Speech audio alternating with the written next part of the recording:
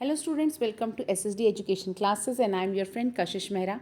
Today we are going to study about the difference between public company and private company. So today I am going to tell you about 15 differences between public company and private company. So the first difference is the minimum number of member in a public company will be 7 persons. तो एक public company में कम से कम 7 persons या 7 member initial level पे होने चाहिए. वहीं पे प्राइवेट कंपनी में 2 मेंबर्स अगर रहते हैं तो भी प्राइवेट कंपनी स्टार्ट की जा सकती है. If you are talking about maximum numbers in public company there is no limit, where is in private company not more than 50 member, चाहे वो पास्ट में हो चाहे प्रेजेंट के एम्प्लॉयज़ हों, मिलाकर टोटल 50 मेंबर्स ही होंगे. When we are talking about the name of the company, in a private company, the name of the company will be ended with limited word, whereas in private limited company, the name will be ended with private limited. If you are talking about article of association, can have its own article of association or adopt table A.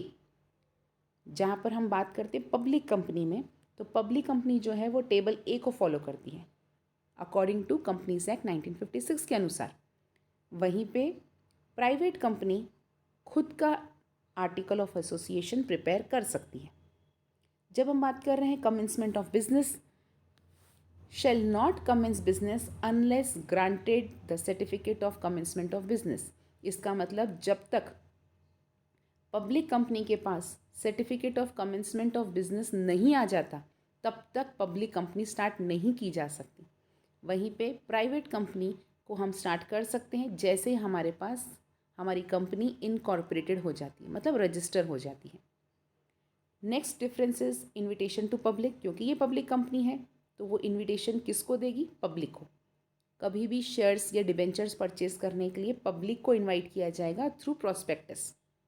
वहीं पर जब हम private company की बात करते हैं, can not extend such invitation to the public. Private company कभी भी पब्लिक कंपनी को इनवाइट नहीं करती है शेयर्स के लिए.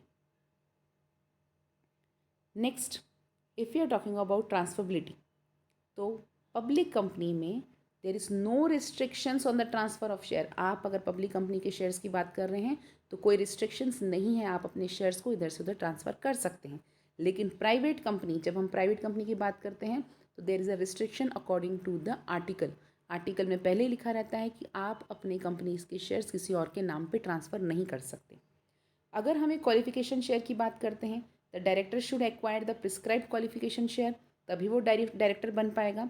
वहीं पर अगर हम बात करते हैं क्वालिफिकेशन शेयर की, तो प्राइवेट कंपनी में क्वालिफिकेशन शेयर की नीड ही नहीं है, देयर इज़ नो नीड.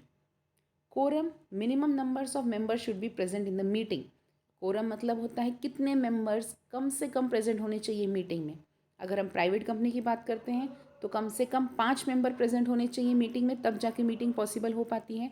लेकिन अगर हम प्राइवेट कंपनी की बात करते हैं तो वहाँ पे कम से कम 2 मेंबर प्रेजेंट होंगे मीटिंग में तो मीटिंग ली जा सकती है. यहाँ पर जब हम बात कर रहे हैं पब्लिक कंपनी में, तो पब्लिक कंपनी इशू करती है प्रोस्पेक्टस. कब करती है प्रोस्पेक्टस इशू? जब उसको शेयर्स बेचने होते हैं. वहीं पे प्राइवेट कंपनी कभी भी प्रोस्पेक्टस इशू नहीं करती. Issue of substantial shares, public company new shares are offered first to existing shareholder. अगर पब्लिक कंपनी नए शेयर्स बेचने के लिए निकालती है तो सबसे पहले अपने एग्जिस्टिंग शेयर होल्डर को इशू करती है. वहीं पे राइट इशू नहीं होता है प्राइवेट कंपनी में. Issue of share warrant, it can issue share warrant. Public company share warrant issue कर सकती है, वहीं पे प्राइवेट कंपनी शेयर वारंट को इशू नहीं कर सकती. कम से कम 3 डायरेक्टर होने चाहिए पब्लिक कंपनी में और 2 डायरेक्टर होने चाहिए प्राइवेट कंपनी में.